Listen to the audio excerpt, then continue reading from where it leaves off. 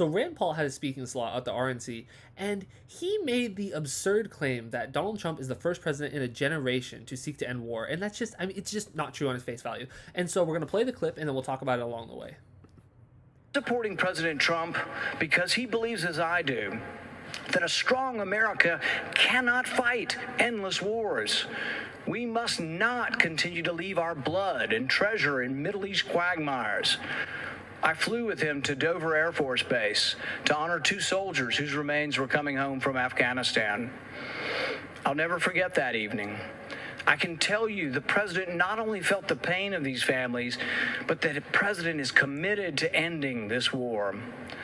President Trump is the first president in a generation to seek to end war rather than start one. He intends to end the war in Afghanistan. He is bringing our men and women home. I mean, so this is upsetting because it's just not true.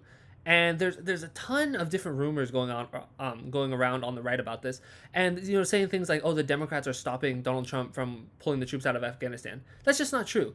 One, the Democrats aren't doing that, and two, the House doesn't have the authority to stop a president from withdrawing troops. The president is the commander in chief of the military. They can withdraw troops whenever they want. The fact that Donald Trump hasn't withdrawn troops from Afghanistan, the fact that he hasn't pulled all the troops out, is because he doesn't want to. And Rand Paul knows that, or at least he should know that. And so we'll keep going.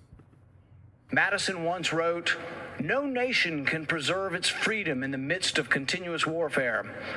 I'm proud to finally see a president who agrees with that.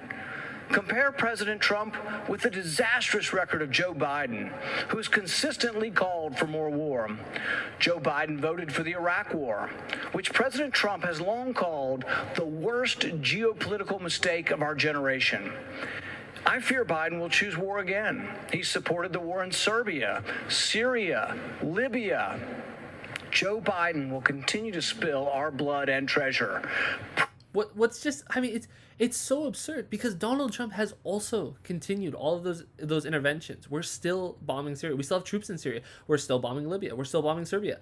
All of this is still happening. We still have troops in Iraq. He moved all those troops that he moved from Syria, because he didn't withdraw fully from Syria, but he did pull some troops out. And he just moved them to Iraq.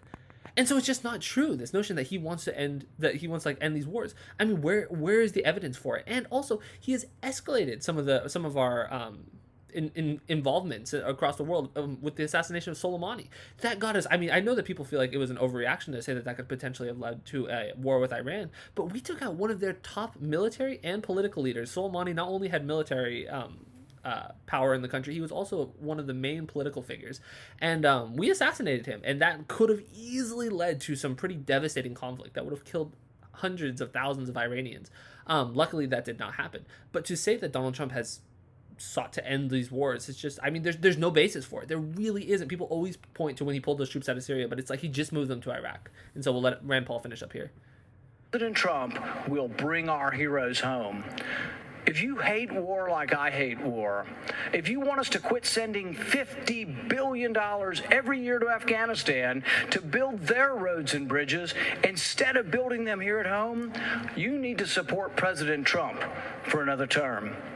So to our soldiers and their families, join me in supporting President Trump. To those of you who want... All right, so that's it. And then he starts talking about taxes. And so, I mean, I don't think that Rand Paul is a dumb guy. I really don't. I don't think that maybe he's especially gullible to be going along with Donald Trump on this, but honestly, I mean, he is one of the Republican senators that claims to be very anti-war. And to my understanding, his voting record does show that to an extent, but to offer his support to Donald Trump in this way and to make these claims, I mean, you have to question his sincerity, because either he's incredibly gullible and has done zero research into what's actually going on, or he's just lying and is, Donald Trump has been incredibly pro-war. He's escalated the drone war. He has continued all of our interventions. And there's this, if he wanted to pull us out of Afghanistan, Iraq, any of these countries, he would do it. He could do it. He's had 4 years to do it. He hasn't. When he says that he has plans to end the Afghanistan war, they've been saying that for the past over a decade. They've been saying that. Donald Trump is one of the many that has no intention of getting us out of Afghanistan, and there's no evidence to support that he wants to end any of these wars. We're still bombing Libya. We're still in Syria, and so just when Rand Paul says this stuff. But what hurts the most is that Joe Biden does have a terrible record when it comes to this stuff.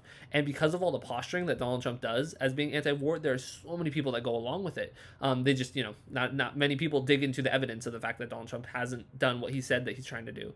But there are people that like legitimately think that Donald Trump has like ended the wars that we're involved in. Like we're not in the Middle East anymore, which is just absurd. But people believe it, and it's because of people like Rand Paul. So anyway, I hope you guys enjoyed this video. I hope you guys found it informative. If you disagree with anything I said, or if I got anything wrong, please leave a comment down below. But if you enjoyed the video, make sure to like and subscribe, and have a great day.